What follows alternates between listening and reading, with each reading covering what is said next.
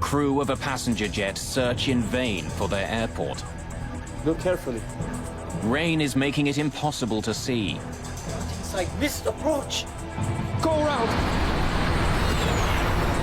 More than 200 passengers are on board. As I turned around, a huge fireball came out. Investigators search for clues. Could a vital missing piece of equipment be responsible for the crash? I think the best way to describe that would have been irresponsible. I know a lot of people could have walked off that plane that night. Nothing will change my views on that.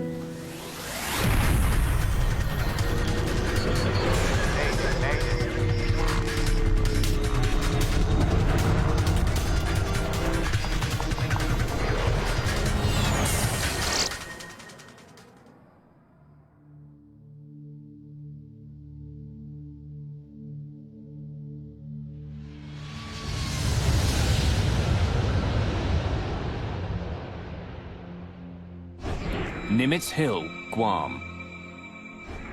Once the site of fierce American offensives during World War II, for over 50 years there's been peace here.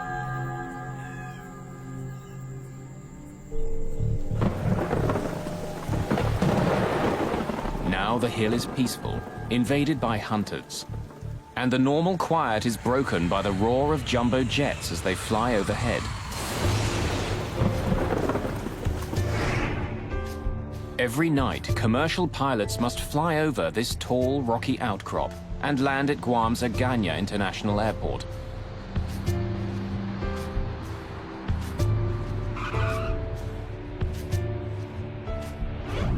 Flights come from airports all across Asia.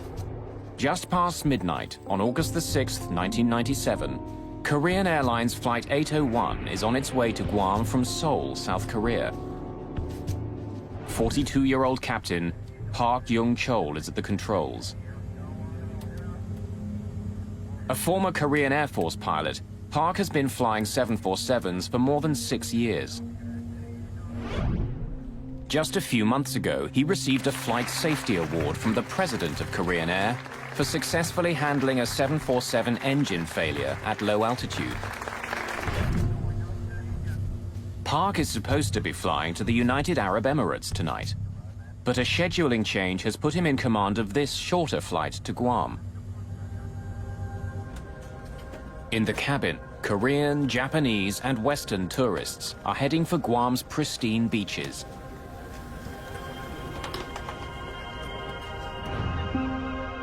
Guam is a U.S. territory run under U.S. law.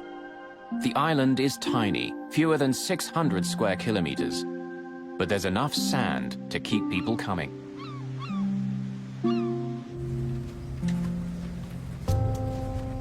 "24-year-old Sean Burke and his girlfriend Wendy Bunton are planning to make the most of Guam's beaches. They're flying in from San Diego for a vacation. Sean and Wendy were going to Guam to do some scuba diving, reef diving, and at the same time, they were going to visit her brother, who was in the Navy over there. He was a Navy doctor. Flight 801 is taking Barry Small back to work. He's returning to Guam from New Zealand for another 6-month contract as a helicopter pilot. But he does it with a heavy heart. The night before I left, my father had a heart attack, and I had to CPR him till the ambulance arrived, and decided to cancel the contract so I could help him. But he was insistent that you must carry on with your job. The flight is still a couple of hours from Guam when the calm evening is brutally interrupted.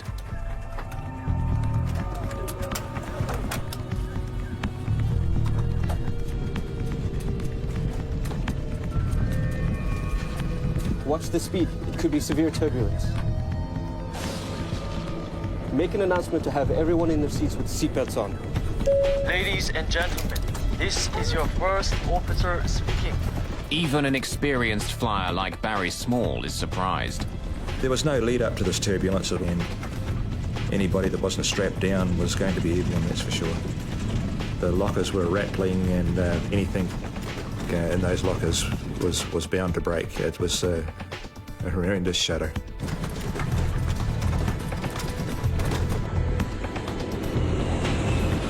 It's heavy turbulence.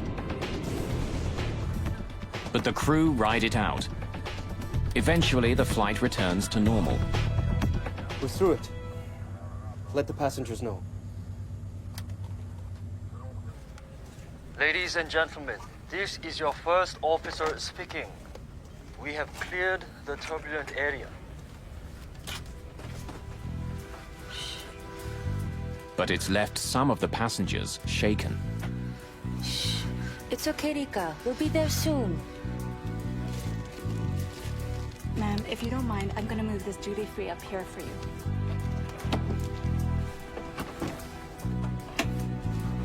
The cabin crew cleans up. And the passengers settle in for the rest of the trip. Because of the 12-hour stopover in Seoul and no change of clothes, it was getting rather uncomfortable in a tropical environment, and I took my shoes off just to relax a little bit and feel more comfortable. Captain Park and his crew begin looking ahead. They know there's more unsettled weather coming. Rain has been hitting Guam on and off all day. In fact, August is the heart of the island's rainy season. Small showers can pop up, making visibility unpredictable. In that particular part of the world, they have what's called a top hat thunderstorm. That is a very small thunderstorm that builds up all times of the day, and it's very short-lived, so it wouldn't hamper the pilot's ability to actually conduct the approach. It's going to just obscure his view for some period of time while they're transiting through it. Just past 1 in the morning, Korean Air Flight 801 makes initial radio contact with Kurt Mayo, the radar controller at Guam's airport. Guam Center, Korea 801, leaving level 410 for 2,600. Korean Air 801, roger. The crew aren't the only ones preparing to land. After more than 3 hours of flying through the night, the passengers get ready for the airport. I saw the lights of Guam, and I knew exactly where the aircraft was because I've been there many times before. Captain Park has navigated Nimitz Hill 9 times before, but this time there's a major difference. At airports around the world, pilots land with the help of a glide slope, an electronic system that helps planes safely touch down. If pilots follow the directions given by the glide slope, it guides them to the foot of the runway. The glide slope beacon at Guam Airport has been removed for extensive maintenance. Without the airport transmitter, Park's glide slope indicator in the cockpit is useless.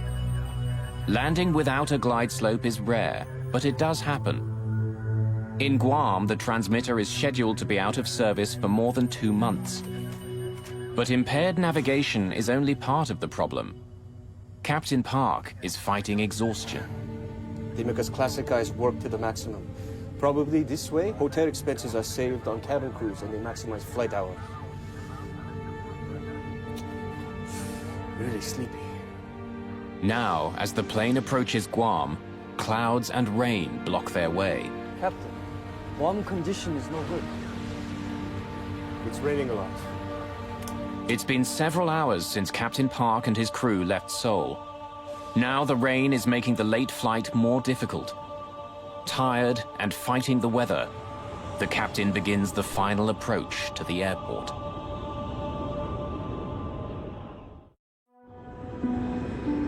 August the 6th, 1997. It's close to 1:30 in the morning. On Korean Airlines Flight 801, a tired captain is preparing to land at Agana Airport on the island of Guam. In the cabin, 237 passengers are getting ready to begin their holidays or get back to work. The flight, other than the turbulence, was totally normal. We had our meals, and it was just a totally normal flight in every way. As the jet approaches Guam, an erratic storm pushes rain and clouds between the plane and the airport. It's hard to see. The captain wants to make a small change in course to avoid the worst of the weather.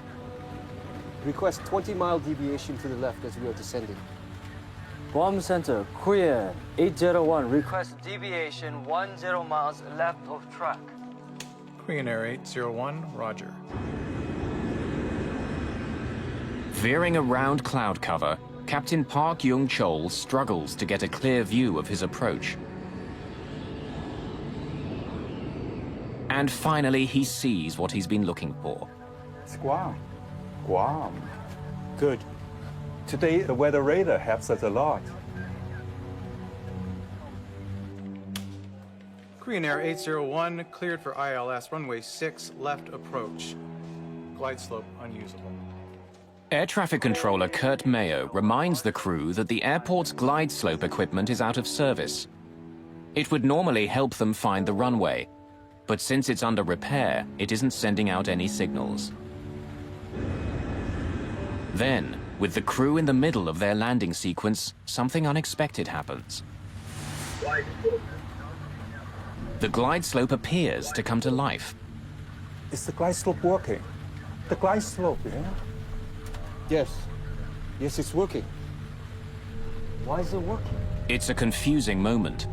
Unsure what's happening, the crew continue to prepare for their landing.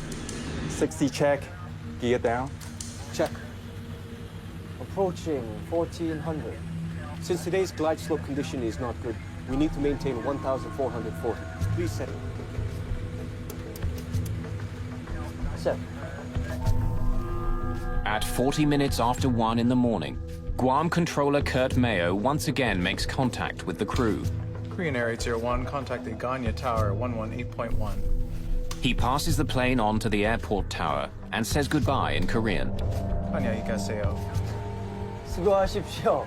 118.1. It's the last time he'll ever talk to the crew of the jetliner. The guy working here probably was a GI in Korea before. Aganya Tower, Korean Air 801 to intercept the localizer 6 left. Korean Air 801 Heavy, Aganya Tower. Runway 6 cleared to land. Korean 801 Roger, clear to land 6 left. Flaps 30. Flaps 30. As the plane descends, clouds and rain close in again. They've lost sight of the airport. Look carefully.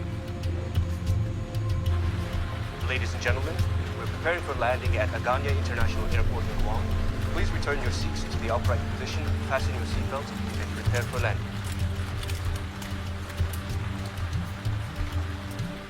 Set 560 feet. As the plane flies closer to the ground, the crew expects they'll see the airport any second. But the rain makes it hard to see anything.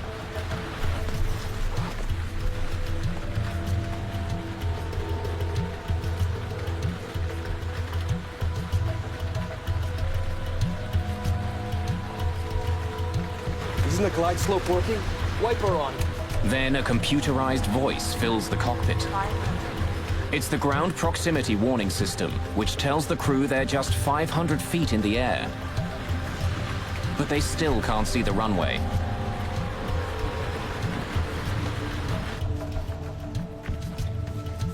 I've done this flight many, many times before, and when I estimated we're about 30 seconds from landing, I bent down to put my shoes on. 200. The plane is now just 200 feet above the ground, but still the crew can't see the runway. They're quickly running out of time. Let's make a missed approach. Not in sight. Not in sight. Missed approach. Go round. Go round. Flaps.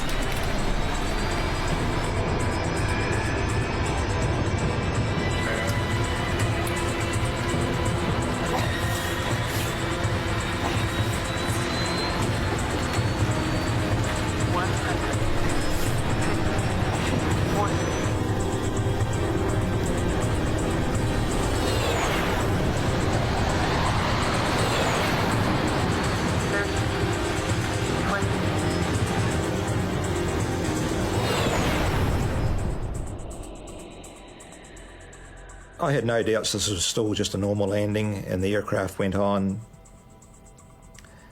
and was decelerating quicker than normal, but nothing to really alarm me.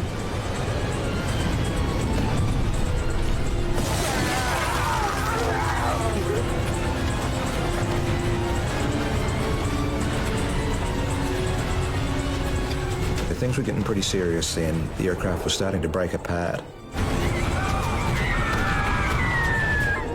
I forced myself up to look, and there was just bottles, bags, everything you can imagine was coming out. Only way I can really describe it is like about 1,000 737s landing all at once. On a wooded hillside in Guam, the shattered plane finally grinds to a halt.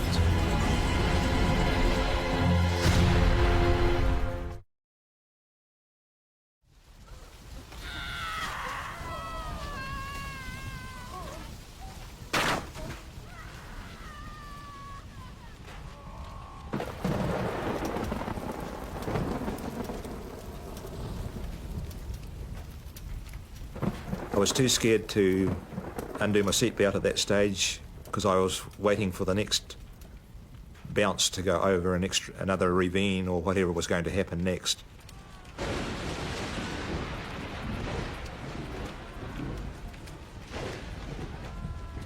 Miraculously, 11-year-old Rika Matsuda has survived and is virtually unhurt.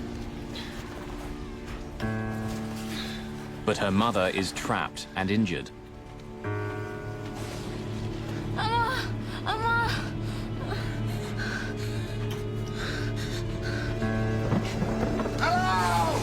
Barry Small is also injured and terrified that fire is sweeping through the plane. The fire started in the front and proceeded from the front to the back towards me. There was no floor lighting or anything like that, but the fire was so intense there was no problems to see where I was going.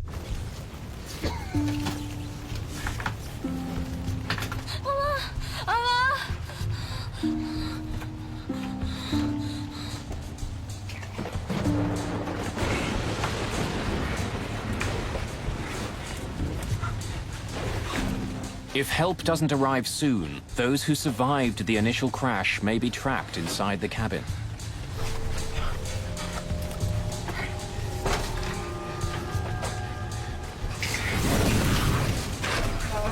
Korean Air 801 Heavy Tower, how do you hear? Everyone in the cockpit has been killed. But airport authorities still have no idea what's happened aboard Flight 801.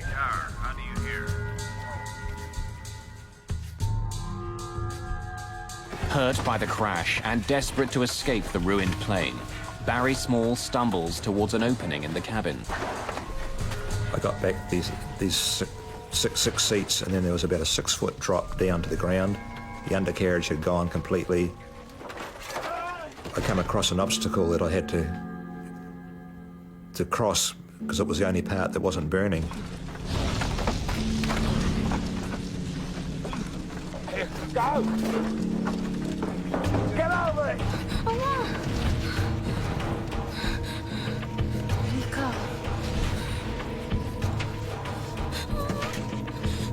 Rika's mother tells her daughter to get out of the burning plane. Go now, get out of here. Go. Now go. You must go. Go.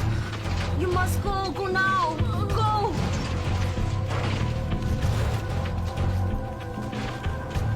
The fire is spreading quickly. As passengers struggle to deal with the disaster, rescue workers don't even know the plane's gone down.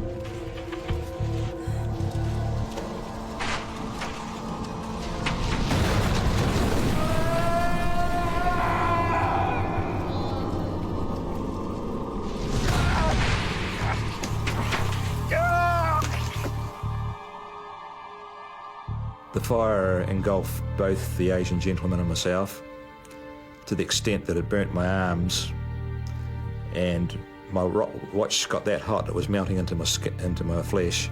and I had to flick it off. Minutes earlier, Kurt Mayo had passed the passenger jet onto the local tower controllers. Now he learns it hasn't landed yet. Approach Aganya. Did Korean Air come back to you? No? I cleared him to land, and I don't know where he's at. He didn't land? Negative. Oh my God.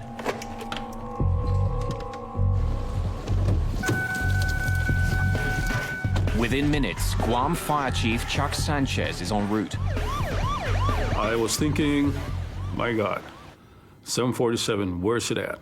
Is it on island? Is it on sea? What is the plan here?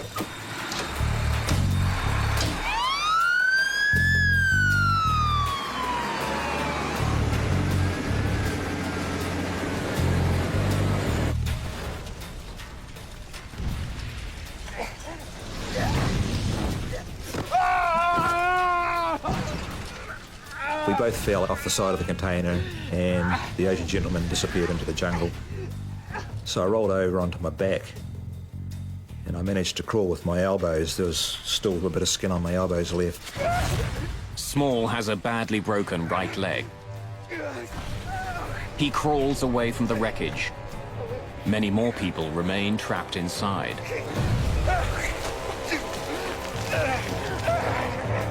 Lying there, it just sounded like a battlefield. It was just like a movie. Things were exploding short of me, going over the top of me. Things were landing beside us on fire. It's just indescribable.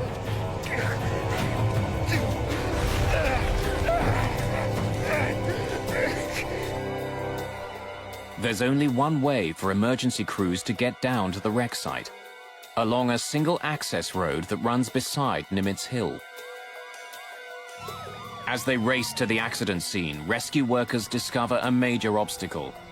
A pipeline has been ripped out of the ground by the crash and thrown across the road. There's no way around it. Having heard about the crash, the island's governor, Carl Gutierrez, has joined the rescue team.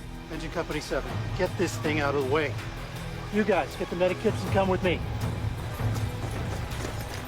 We reached the closest point of approach to the crash site, which was up the hill and probably about another 150 yards downhill.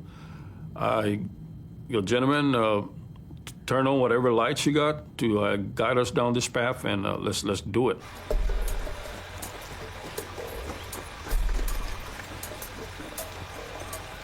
We started running and just listening to the screams so we can guide ourselves because there was just nothing but overgrowth on the side of the road. At one point, I stopped him and I go, Governor, sir, I need you to make some serious decision in this operation, and I don't think I want you to move further. I'd like for you to stay on this side, and I don't want you to get hurt. Let us do this job. And he goes, no, I want to help you guys. At the site of the crash, flames are devouring the wreckage.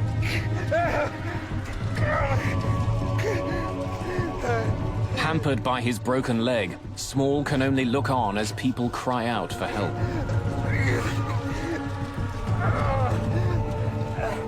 I lay at that bank for the whole night during that time, hearing people call out in a foreign language, which initially sounded like good, healthy calls for help, then turned into screams as the fire got more intense.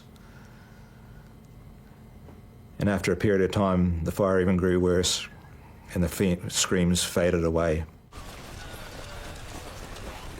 Finally, almost an hour after the accident, Sanchez's crew reaches the site.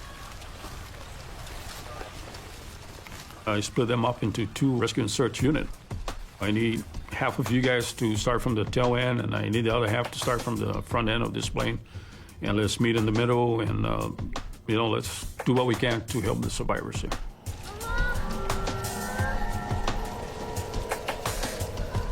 Guam's governor, Carl Gutierrez, sees Rika Matsuda all alone and crying out for her mother.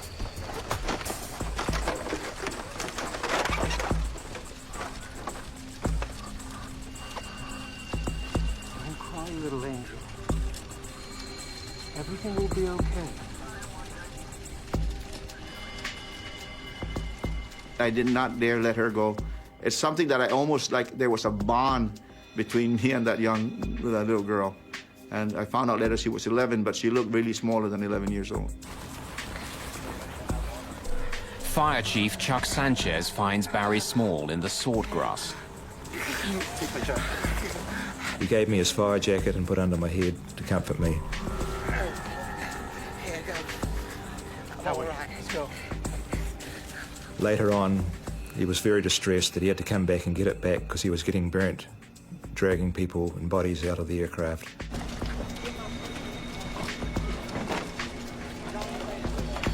We were cutting trees to use for splint. We were taking off our protective gears to cover the survivors.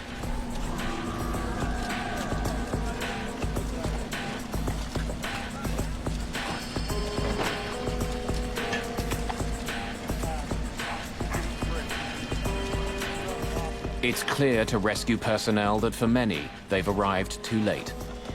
But Sanchez isn't giving up. He sends a team to search further into the wreckage. Group 2, start at the tail and work forward. Go.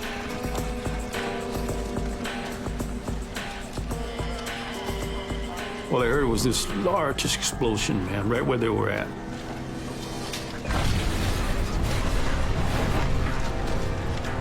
Then I go, did we lose our people?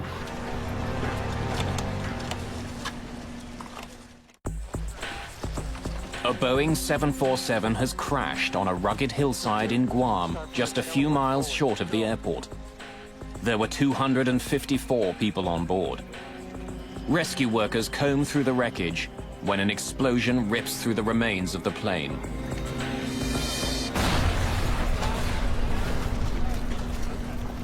No radio transmission at all. We lost all transmission, and then finally somebody came out. Sir, we're okay. We survived the explosion. Everybody's accounted for.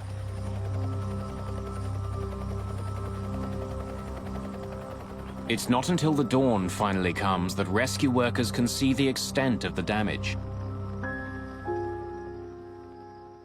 The plane has spilled down the mountain and broken into several large pieces. Only 26 people survived the disaster.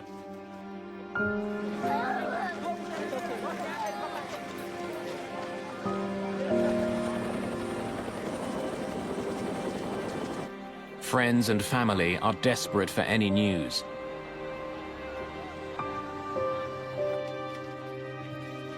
Many bodies are badly burned. Although most of the passengers are Korean, Sean Burke and his girlfriend Wendy Bunton are among a few Americans on the flight.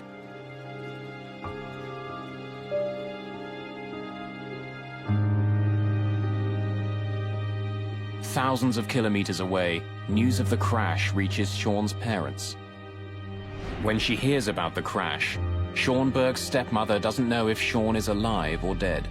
He could have been burned in the crash. He could be unconscious in a local hospital there, and we just wanted to go over and bring him back.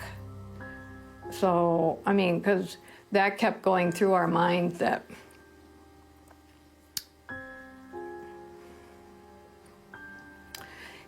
he possibly could be laying on the hillside.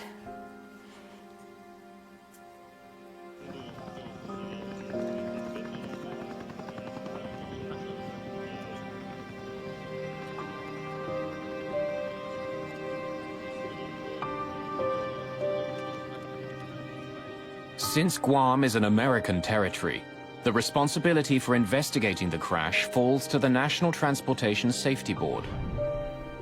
Greg Fife is the lead investigator. When he arrives on the site, he has to contend with more than just the carnage of the plane crash.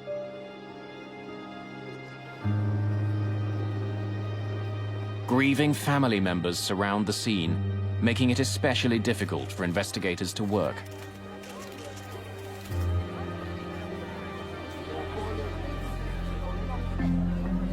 As an accident investigator, you have to keep your emotions in check. It's like being a doctor in an ER room.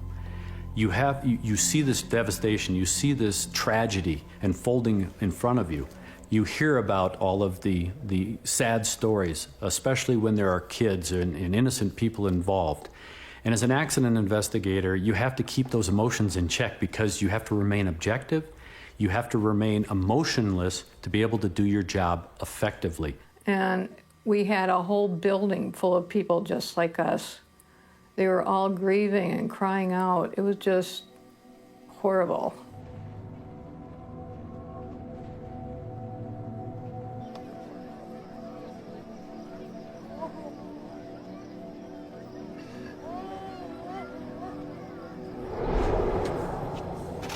One of the first things we did was we went out on site and we did what we call a site survey. We had to really get an understanding of what we were dealing with as far as the wreckage and how we were going to conduct the on-scene investigation. During the preliminary investigation, Fife finds that large sections of the plane are almost completely intact. The airplane landed relatively under control. That is, that the pilot basically landed the airplane into the trees and into that terrain. Unfortunately, it was 3 miles from the airport. Investigators find a number of items that survived the crash and the fire that followed, including the landing chart the crew was using as it approached Guam Airport. Investigators also find Captain Park's travel bag, and in it discover a small plastic pill container. Captain Park had been prescribed a variety of drugs, including pills containing benzodiazepine, a class of drugs often used as a sedative. The pills and tissue samples from Captain Park's remains are sent for analysis. The landing chart becomes part of a growing pile of evidence. Using information from the jet's flight data recorder, investigators recreate the plane's flight path. The relatively gentle slope of its descent supports Fife's belief that the jet all but landed on the hillside. But the flight path shouldn't look like this. Korean Air 801 cleared for ILS runway 6 left approach. Glide slope unusable. Korean 801, roger, clear for ILS runway 6 left. The crew had been told that the glide slope at the airport wasn't working. It meant that the captain had to take more manual control of his plane. It is now up to the pilot to fly an established procedure called a step down, where he starts at an altitude of, say, 2,000 feet. When he gets to a particular point located by what they call DME, or distance measuring equipment, he then starts a descent to another prescribed altitude. If the crew was following the step-down procedure, its flight path would resemble a set of stairs. But after the first step, the plane enters a long, slow descent. If you don't hit those step downs, and those altitudes are prescribed to give you terrain clearance, if you don't fly that as depicted on the approach chart, you run the risk of flying into an obstruction or high terrain. The plane's cockpit voice recorder has also been recovered from the debris. Fife and his team begin to analyze it, hoping to better understand what happened in the cockpit. Set 560 feet. On 2 separate occasions, Captain Park gave orders to descend long before he was supposed to. But there are other clues on the tape as well. The cockpit voice recorder provided us, the investigators, quite a bit of information. But one of the key elements that we found was that the flight crew appeared to be tired. Really sleepy. This was a chartered flight, so it would have put them on what we call backside of the clock flying. That is, they wouldn't be normally flying during the day, they are now flying at night. And typically your body says you should be asleep when it's dark outside. The sedatives could have made a difficult situation even worse. But when the lab results come back, they're conclusive. While he had the pills with him, there are no traces of them in Captain Park's system. When lead investigator Greg Fife returns to the cockpit voice recorder, he focuses on the captain's discussion of the glide slope. Is the glide slope working? The glide slope, yeah? Yes. Yes, it's working. Why is it working?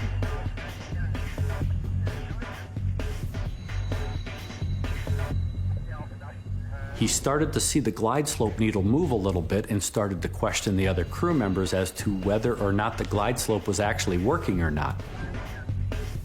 It's early in the morning. After a long flight, Captain Park is tired, perhaps confused and distracted by the unexpected readings on his glide slope. It became very apparent listening to the cockpit voice recorder that in fact he got fixated.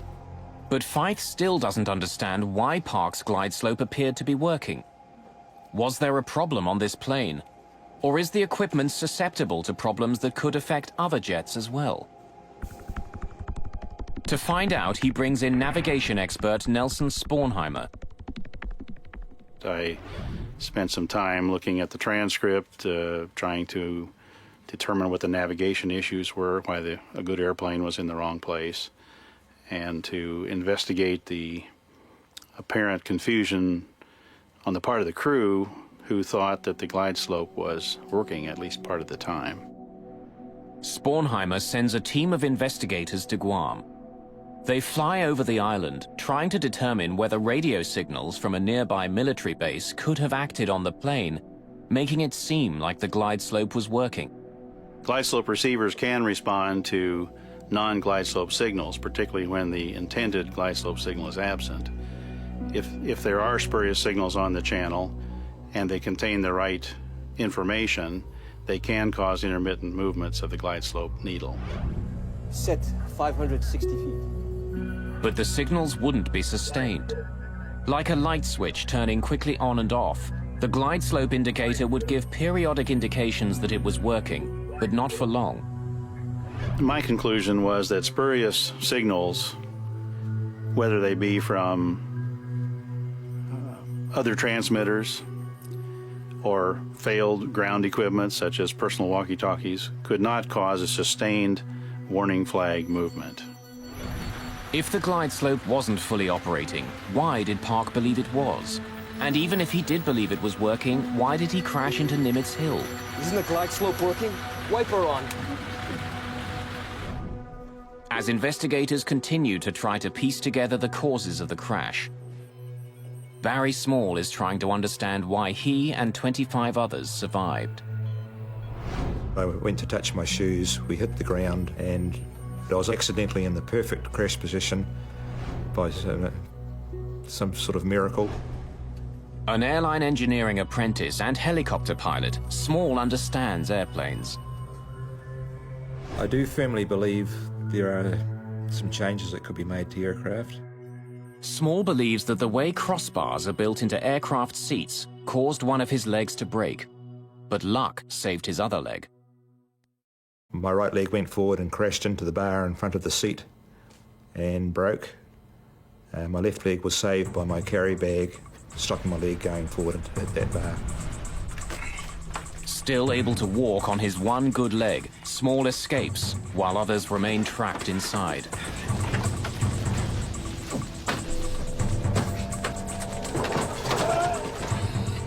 Since she's young, Rika Matsuda's legs are shorter than a normal adult. Sitting normally, her legs wouldn't have been pressed against the crossbar on impact, so she was able to escape the plane. Go now, get out of here. While her mother died. Small is also convinced that the flames that first spread through the cabin of Korean Air Flight 801 were preventable. They estimate that those top lockers had over 462 litres of burnable alcohol on board. Had the plane been full, there could be at least twice that amount. During the crash, Small believes that the duty-free alcohol mixed with oxygen in the plane's ceiling. The combination ignited with deadly results. It's a fire he thinks could have been prevented.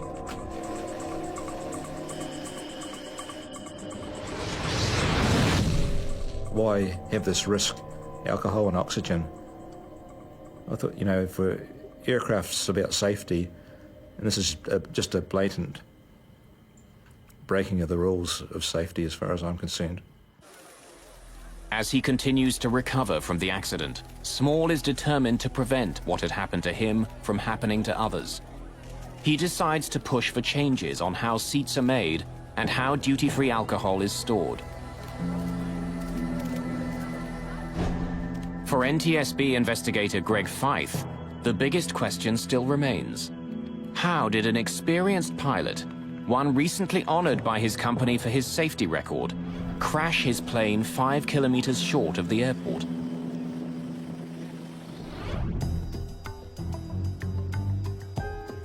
As the investigation continues, he discovers that the landing chart the crew was using was more than 6 months old and out of date. It's an indication that the crew could have been better prepared for the landing.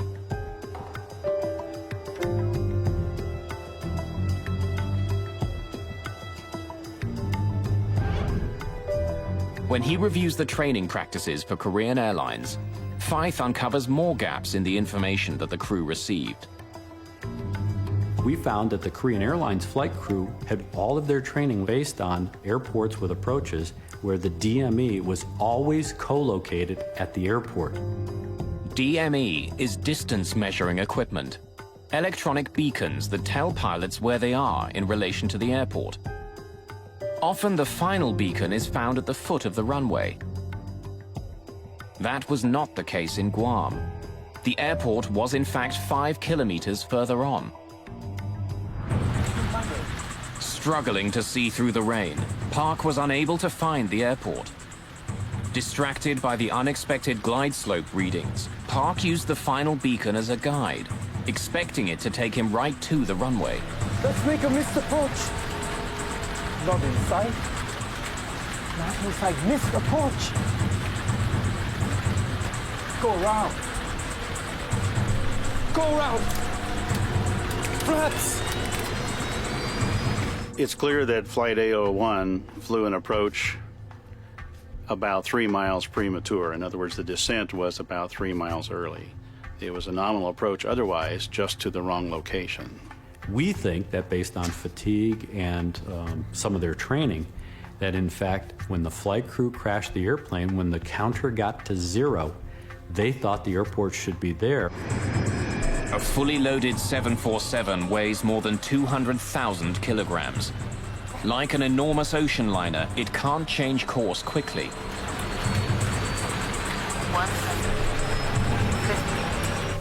Blinded by rain and relying on their equipment, the crew of Korean Air Flight 801 thought they were heading straight at the runway. When they realized something was wrong, it was too late. As the investigation continues, Feith and his team make a startling discovery.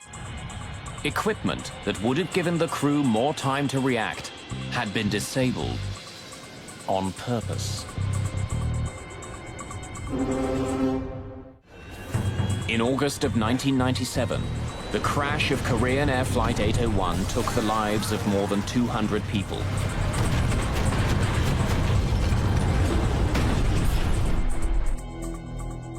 The final accident investigation report is published more than 2 years after the crash.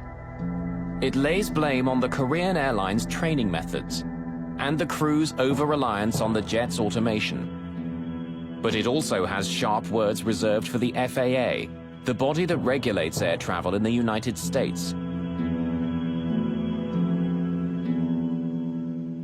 Because of an FAA decision, a critical piece of technology that could have saved Flight 801 was intentionally disabled.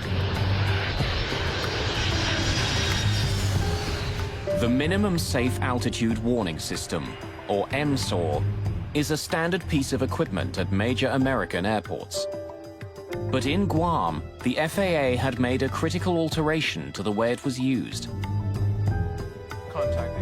MSAW uses radar to watch the planes as they come into the airport.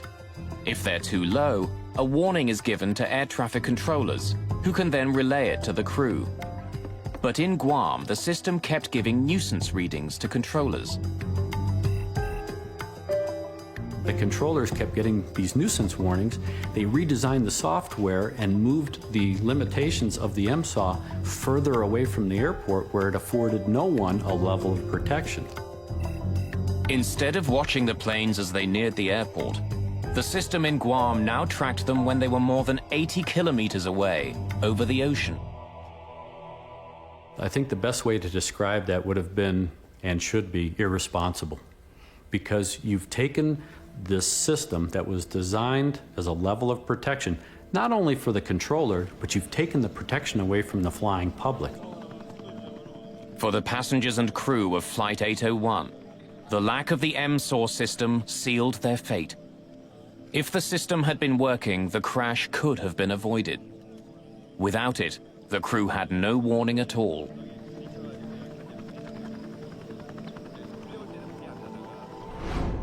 The two pilots didn't want to die. They had families.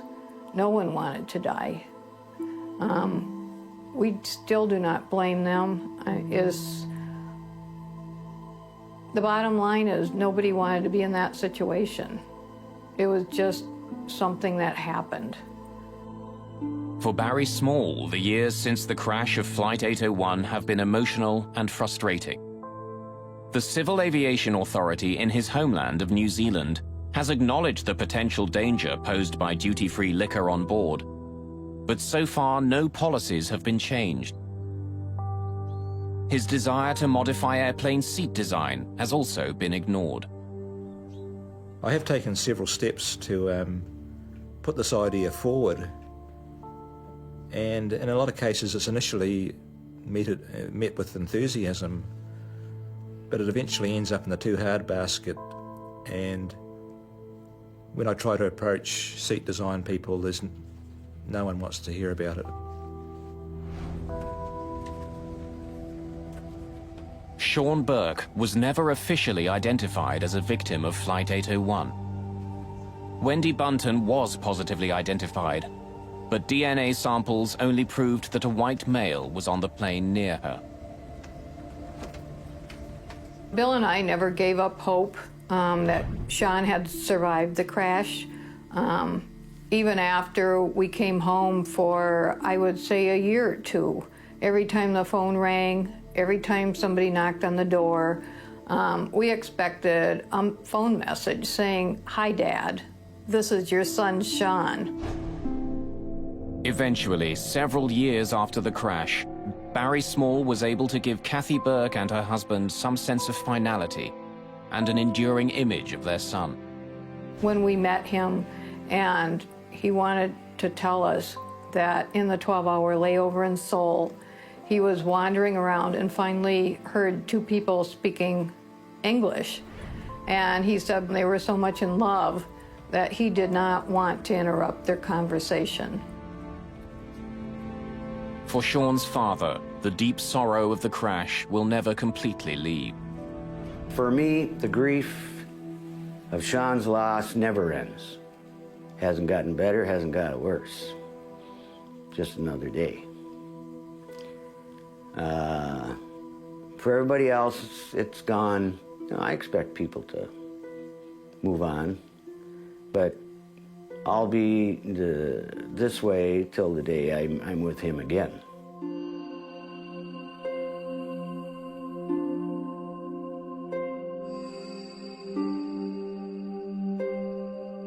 For Barry Small, there is anger too, but also incredible gratitude for surviving. So many people have told me that I survived for a reason. I've been searching for that reason for 9 years now. And I truly believe if someone would listen to my story about the oxygen and alcohol and the improvement of the seats, that I could justify in my own mind that I don't have to feel guilty about surviving.